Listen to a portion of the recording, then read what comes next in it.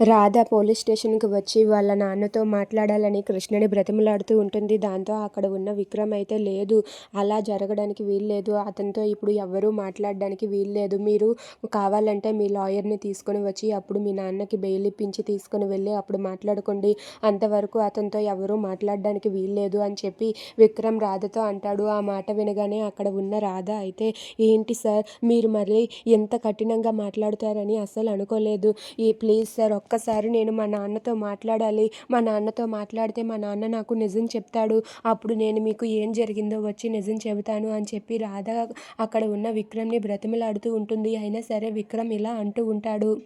నీకు ఒకసారి చెప్తే అర్థం కాదా?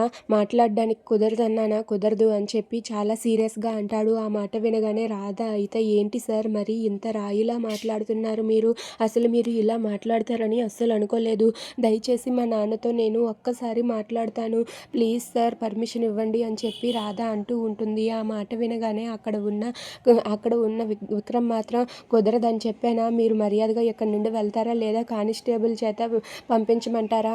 నేను డ్యూటీలో ఉన్నప్పుడు డ్యూటీ మాత్రమే చేస్తాను. పర్సనల్ విషయాలు ఏవి కూడా గుర్తు తెచ్చుకోను. నాకు ఎంత దగ్గర వాళ్ళు అయినా సరే వాళ్ళు తప్పు చేస్తే శిక్ష వేసే తీరుతాను అని చెప్పి అంటూ ఉంటాడు. ఆ మాట వినగానే అక్కడ ఉన్న రాధ అయితే, సార్ ప్లీజ్ సార్ ఒక్కసారి మా నాన్నతో నేను మాట్లాడుతాను సార్ అంటూ బ్రతిమలాడుతుంది.